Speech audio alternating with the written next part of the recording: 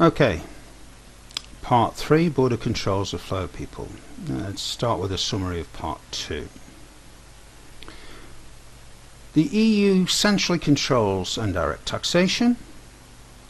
The problem with that is that the particular nature of each taxation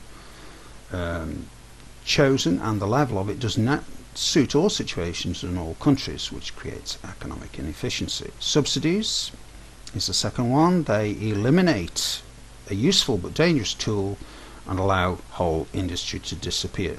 Steel, for example. Buffer stocks. This is where the Common Agricultural Policy rears its antique head, unprofitably being propped up with mounds and lakes. It is a colossally stupid waste of money whose function is to prevent an outdated system from being updated. Why live in the 21st century when we can live in the early 20th in France and elsewhere? Finally, regulation, the economy killer. And because of it, EU economies are flatlining other than Germany, or worse. And it is, of course, negatively affecting the UK economy. The EU does not centrally control price controls, pollution permits, international and local regulation. We will still face those regardless of what we do. So these issues are basic economic issues. Now by basic I don't just mean simple. I don't only mean simple. I also mean foundational.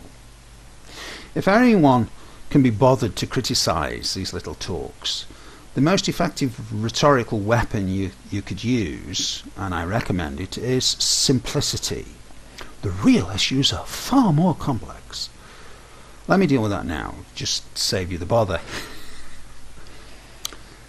The basics of economic management of a national economy are not simple, but they are foundational. If you want to have an effective economy, you use the theory properly. You apply the theory.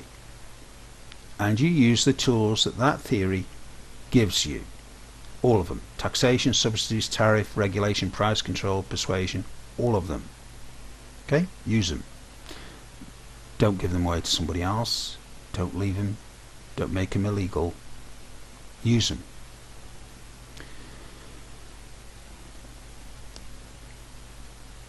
In the last section of the review, concerning the EU's economic health, I deliberately, closely, carefully followed economic theory. I did it slavishly. I did that to avoid the possibility of bias in the conclusions I came to. I simply applied economic theory to come to the conclusion. That is what I have done. That's why I've made the decision I have made.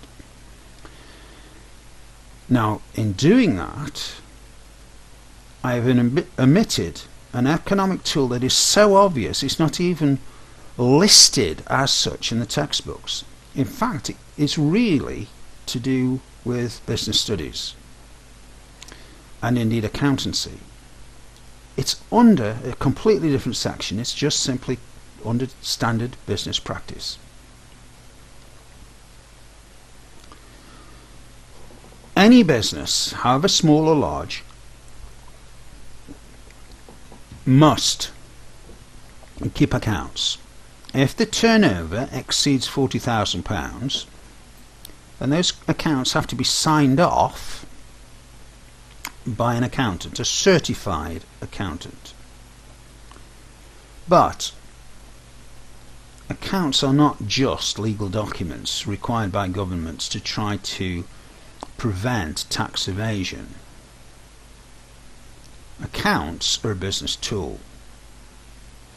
They're enabling. They enable management to track the flow of finance, goods, services. I'm not quoting, this is out of my head. This is not from a textbook, but it is correct. To track the flow of finance, goods and services through the organisation.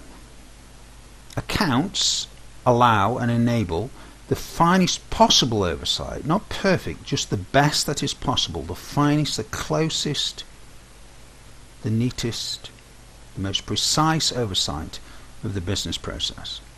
It enables management to maximize business profit, minimize fixed and variable costs. Accounts enable efficiency. Without accounts, all management decisions are mere guesswork. They're bad enough as it is, right? You do not handle billions, trillions in some cases, but let's say billions of US dollars, UK pounds or EU euros on guesswork. Unless, of course, let's take an extreme illustration. You'll like this. I like this one.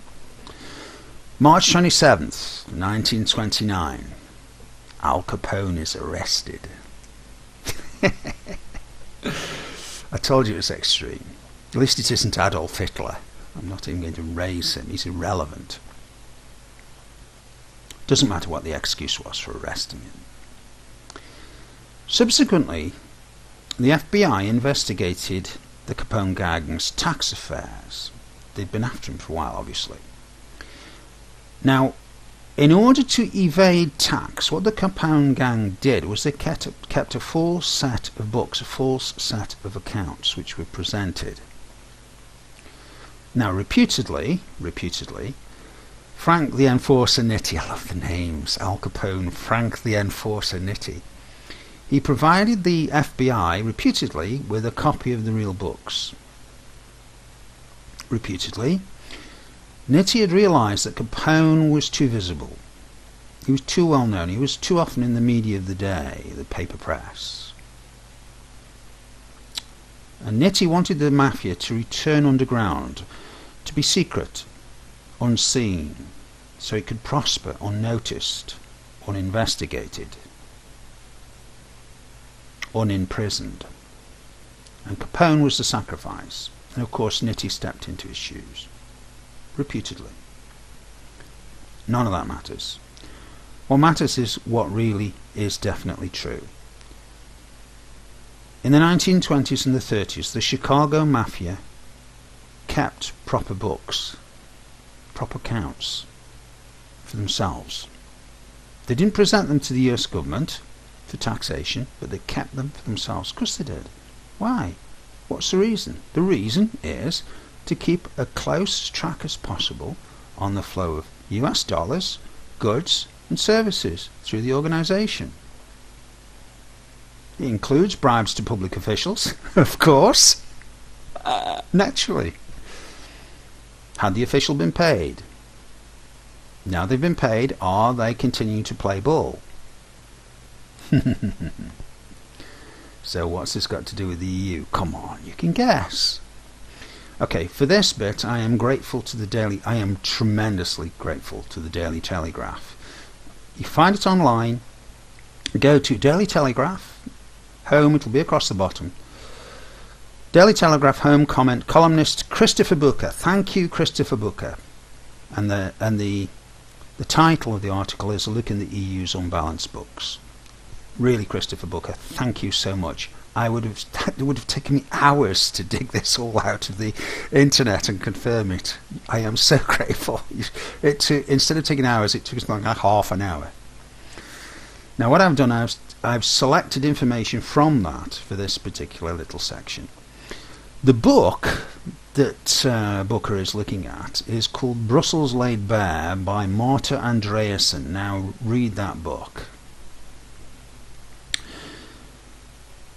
Miss Andreasen was appointed as the EU's accountant in 2002. She was the first, think about that, that really is unbelievable. She was the first qualified accountant to be appointed. That is incredible. That is beyond belief, and yet it is true. She was the first qualified accountant that they appointed to run it. Now, at that time, the accounts had not been signed off by their own accountants for 6 years. Now, this lady was no amateur. She is no amateur. She'd worked for multinational organisations, and she was a qualified, certified, fully paid up, completely genuine, able, brilliant accountant. Completely unlike me. And she set about correcting the EU's accounts and failed. What had happened? What had happened was that in 1999, you may remember if you're old enough, the Council of 20, the European Commission, you remember? They all resigned, and then they were all reinstated by their various governments. A whistleblower, I'll have to read this carefully, a man called Paul van Buitenden, he exposed frauds, every kind of fraud, every kind.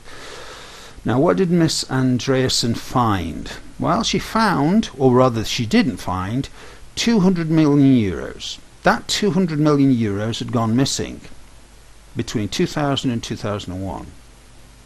Let's count that as 2 years. That's 8 million euros, over 8 million euros per calendar month. Well over, by the way.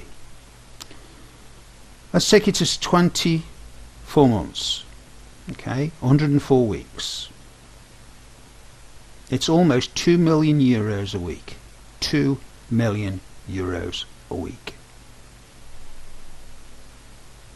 Why? The invoicing of spending under certain circumstances was not required. I'll repeat that for those of you who work in business or schools or the National Health Service or the British government or anywhere. Invoicing of spending was not required.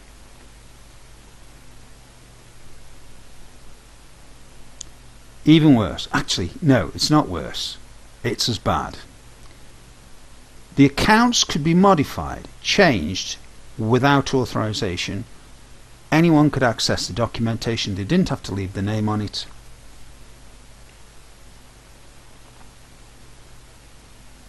What did Miss Andreasen do? She appealed to a British citizen, a man called Neil Kinnock, now Lord Kinnock.